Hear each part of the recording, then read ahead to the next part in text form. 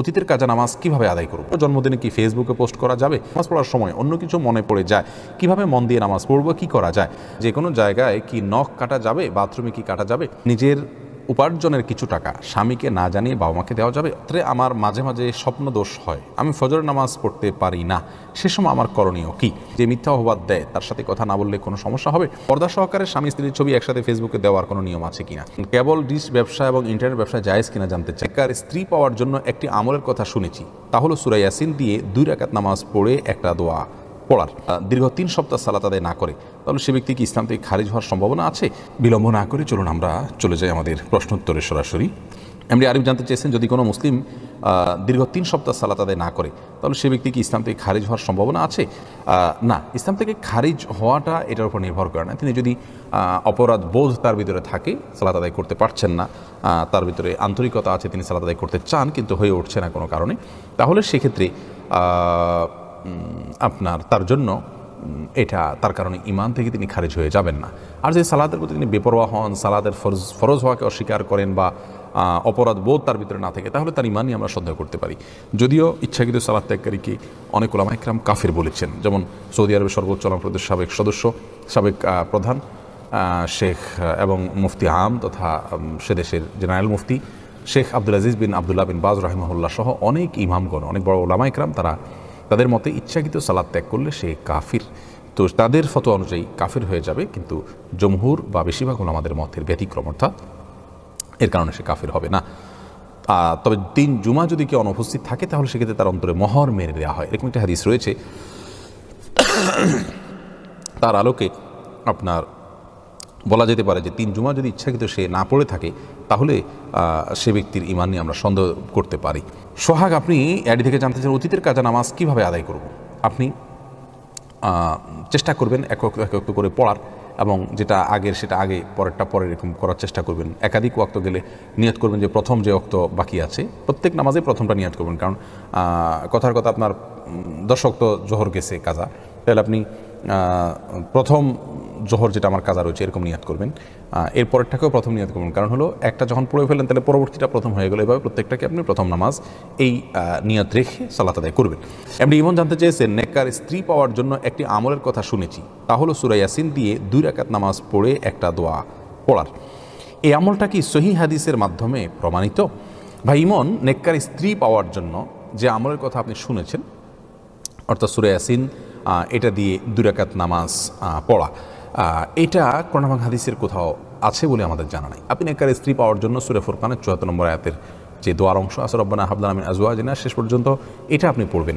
এর বাইরে নির্দিষ্ট করে এরকম কোনো নামাজের কথা নেককার স্ত্রী পাওয়ার জন্য বলা হয় না। নিজে নেক থাকবেন, নিজে সৎ থাকবেন, বিচক্ষণতার সাথে দিনদার পাত্রী খুঁজবেন, ইনশাআল্লাহ এর মাধ্যমে আল্লাহ তাআলা আপনাকে নেককার স্ত্রী মিলিয়ে দিবেন। আবিদ হাসান জানতে চেয়েছেন, কেবল ডিশ ব্যবসা এবং ইন্টারনেট ব্যবসা জায়েজ কিনা জানতে চাই, আশা করি উত্তর দিবেন। ভাই আবিদ হাসান, কেবল বা ডিশের ব্যবসা করা এটা জটিল একটা ব্যবসা, এবং সরাসরি এটাকে হারাম বলাও কঠিন, হালাল বলাও কঠিন। হারাম বলা এই জন্য কঠিন যে এটাকে কে কীভাবে ব্যবহার করবো আমরা জানি না, কেউ হয়তো এটাকে সঠিকভাবে ব্যবহার করবেন, সেটার পরিমাণ খুবই কম যদিও সম্ভাবনা।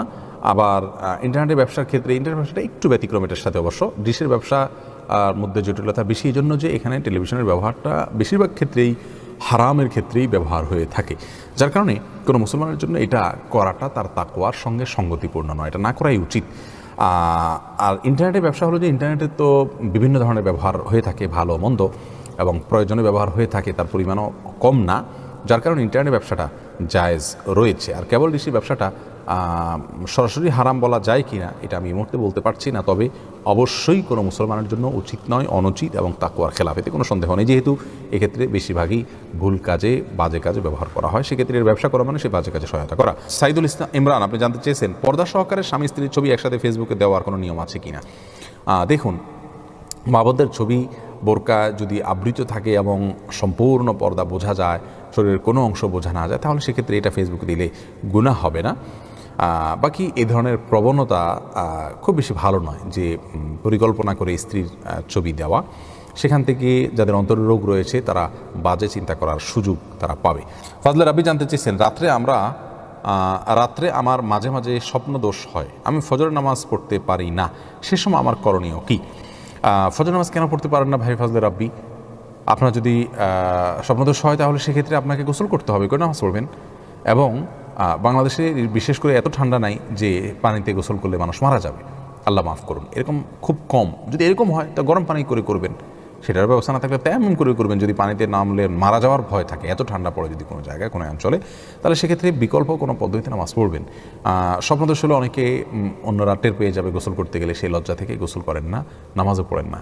দেখুন, জীবন মরণের ব্যাপার থাকলে কিন্তু আমরা সেখানে লজ্জার কথা চিন্তা করতাম না। নামাজটা আমাদের জীবন মরণের মতো ব্যাপার, অতএব এখানে এই ধরনের অবহেলা করা উচিত নয়, এটা গুনাহের কথা। সুখ পাখি এই আইডি থেকে আপনি জানতে চেয়েছেন, নিজের উপার্জনের কিছু টাকা স্বামীকে না জানিয়ে বাবা মাকে দেওয়া যাবে? অবশ্যই দেওয়া যাবে। মেয়েদের উপার্জনের টাকার সম্পূর্ণ মালিকানা এবং এখতিয়ার তার নিজের। তারা সেই টাকা চাইলে স্বামীকে দিতে পারেন, চাইলে বাবা মাকে দিতে পারেন, চাইলে কোনো কিছু তারা কিনতে পারেন নিজের প্রয়োজনে। তারা সব স্বামীকে দিতে বাধ্য হয় এমন কোনো কথা নেই, মালিকানা তার। এমনি মাহাদি হাসান জানতে চেয়েছেন, যে মিথ্যা অপবাদ দেয় তার সাথে কথা না বললে কোনো সমস্যা হবে? আপনাকে যদি প্রায় সময় মিথ্যা অপবাদ দেয় এবং আপনি তার মিথ্যা অপবাদের শিকার হন, মনের কষ্ট থেকে তাকে অ্যাভয়েড করে চলেন, ঠিক আছে, কিন্তু একসাথে সম্পর্ক ছিন্ন করা উচিত হবে না। সানাউল্লাহ সানা আপনি জানতে চেয়েছেন, যে কোনো জায়গায় কি নখ কাটা যাবে? বাথরুমে কি কাটা যাবে? যে কোনো জায়গায় নখ কাটা যাবে কি না, শরীরের একটা অংশ নখ, অতএব বাথরুমে নখ কেটে ফেলে দেয়া এটা উচিত নয়। এটা এক প্রকার আপনার নখের বা নিজের আল্লাহ সৃষ্টি নিজের শরীরের প্রতি এক প্রকার অসম্মান প্রদর্শন করা, যার কারণে এটা অনুচিত।